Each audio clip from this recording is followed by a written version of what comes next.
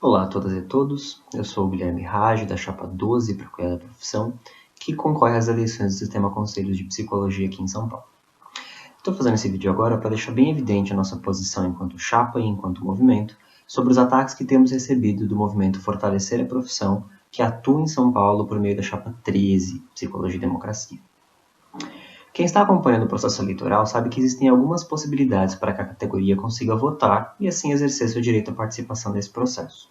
Temos o voto pela internet, será possível também votar diretamente na sede e nas subsedes do CRP, e temos também a possibilidade de votação por carta. E é justamente nesse ponto que reside uma controvérsia. Como esses votos são recebidos em uma caixa postal, nada mais justo que as chapas possam acompanhar a retirada desse material da agência dos Correios, né? Assim a gente garante a lisura. Ok.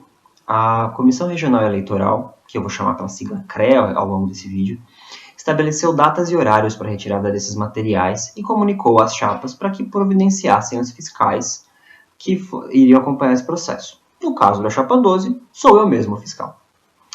O primeiro momento de retirada dessas correspondências foi o dia 12 de agosto, na sexta-feira, às 15h30. Para isso, talvez já não seja surpresa para vocês, mas para nós certamente não é, os fiscais das outras chapas simplesmente não apareceram. Nós tivemos de aguardar quase uma hora na sede da CRE até termos a liberação do cartão que permitiria nosso acesso ao material dos Correios. Fomos lá, coletamos o material da caixa postal dos Correios e seguimos de volta à sede da CRE. Lá nós procedemos à contagem das correspondências. E nesse processo nós vimos que tinham algumas cartas em um padrão diferente do esperado para as cartas-voto. Como houve esse atraso inicial, a contagem das cartas começou depois das 17 horas. Quando nos deparamos com aquelas correspondências estranhas ao processo eleitoral, a senhora Mariana Antunes, presidenta da CRE, tentou contato telefônico com as comissões eleitorais do Conselho Federal para entender se eles haviam disponibilizado materiais diferentes de votação. Mas, dado o horário, ela não conseguiu falar com ninguém. A CRE decidiu então separar e lacrar aquele material, que era aparentemente irregular, em uma das urnas para apuração na semana seguinte, junto com os fiscais, e, para manter o registro documental de tudo isso, as secretárias da comissão fizeram cópias de alguns exemplares desses envelopes fora do padrão. Nós fizemos pelo menos 4 recontagem do número de cartas-voto e introduzimos isso no material nas urnas e fizemos um lacre. A presidenta fez uma folha de ocorrência, assinada por mim e por membros da CRE, documentando tudo o que havíamos encontrado, e aí ela me comunicou que enviaria um ofício à Comissão Eleitoral Regular do Conselho Federal na segunda-feira, pedindo as informações e as providências necessárias. Na segunda-feira, dia 14 de agosto, os cabeças de chapa receberam uma comunicação da CRE solicitando a presença do fiscal escolhido por cada chapa para acompanhar o processo de verificação das alterações nesses kits de carta-voto. Essa reunião foi marcada para o dia seguinte, às 14 horas, com um tempo muito curto para mobilização, e aí, por conta da minha atividade profissional, eu pedi que fosse comunicado à CRE que eu só poderia chegar às 15 horas. Ok. Chegando à sede do CRP, eu encontrei uma reunião bastante tensa. Ela estava sendo gravada por 2 câmeras, tinha registro fotográfico de todos os materiais, além da presença da presidenta Nádia Rocha e membros da Comissão Eleitoral Regular do CFP, incluindo uma assistência jurídica. E funcionários de apoio. Né?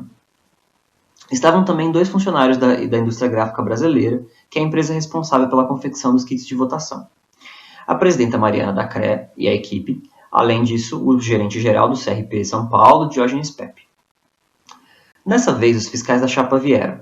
Marcos Berigo, da chapa Renovação da Psicologia, e representando o Psicologia e Democracia, vieram Milton Sabag Júnior, Rafael Marmo e Sérgio Braguini. Isso é um detalhe importante, nós vamos retornar nisso no final do vídeo. Alegando que as tais correspondências incompatíveis com o processo eleitoral eram evidências contundentes de fraude, os membros do movimento Fortalecer a Profissão questionaram toda a lisura do processo de votação por correspondência, argumentando veementemente que se cancelasse o cômputo de cartas-voto somente no estado de São Paulo, além do envio desse material para a Polícia Federal para perícia. E se indicasse para a categoria que o voto fosse realizado somente pela internet. Tudo isso antes mesmo de averiguar a natureza dessas correspondências. Durante a reunião, nós buscamos entender todo o processo, desde a confecção até o envio dessas cartas. Foram feitas sugestões de toda a natureza pelo Fortalecer, assumindo que havia fraude. Sugeriram falta de lisura do CRP, de São Paulo, da CRE e até mesmo dos Correios, onde os tais interessados em fraudar as eleições teriam alguém a serviço deles, dentro dos Correios. E quem seriam esses interessados? Bom, depois de muita correria do gerente Pepe para entender e nos explicar quais os trâmites de envio e recebimento daqueles materiais e, sob conselho da assistência jurídica, aceitamos abrir as urnas para averiguar as possíveis evidências de fraude. Pegando as cartas, as comparações eram claras. Se existisse tentativa de fraude, elas eram bem grosseiras. As cartas em questão eram bastante diferentes das cartas votos oficiais. Surgia então a hipótese que explicaria tudo. Considerando que os Correios agruparam todos os serviços que são oferecidos ao Conselho em um único cartão de identificação, provavelmente eles também só teriam disponibilizado uma única caixa postal para esse órgão. Aquelas cartas estranhas simplesmente não seriam votos. Tendo isso como uma hipótese bastante otimista, concordamos com a abertura de alguns poucos envelopes para averiguação disso, e encontramos apenas correspondências administrativas do Conselho, que foram encaminhadas adequadamente para esse órgão. Fizemos o recolhimento dessas cartas e recontamos os votos. Selamos as urnas ao final, com tudo registrado em ata e filmado. Enquanto isso, nós vamos continuar bem atentos para as eventuais irregularidades nos próximos recolhimentos junto aos Correios e vamos zelar sempre pela lisura desse processo, garantindo o acesso ao voto das pessoas que necessitarem da modalidade de voto por correspondência.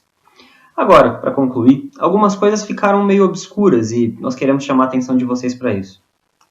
Primeiro, se a reunião deveria conter só os fiscais, por que a chapa Psicologia e Democracia estava com 3 representantes? Segundo, qual o interesse do movimento fortalecer a profissão em cancelar toda a votação por correspondência e forçar a votação eletrônica apenas no estado de São Paulo? Terceiro, quais são os interesses de movimentos que sequer aparecem nos momentos de fiscalização, de debate, de diálogo e de construção coletiva, mas que estão sempre prontos para espalhar acusações e insinuações? E por fim, qual a credibilidade de uma campanha construída em cima de ataques mentirosos à nossa chapa e às nossas gestões passadas e atuais? Qual é a ética de um grupo que engana a categoria?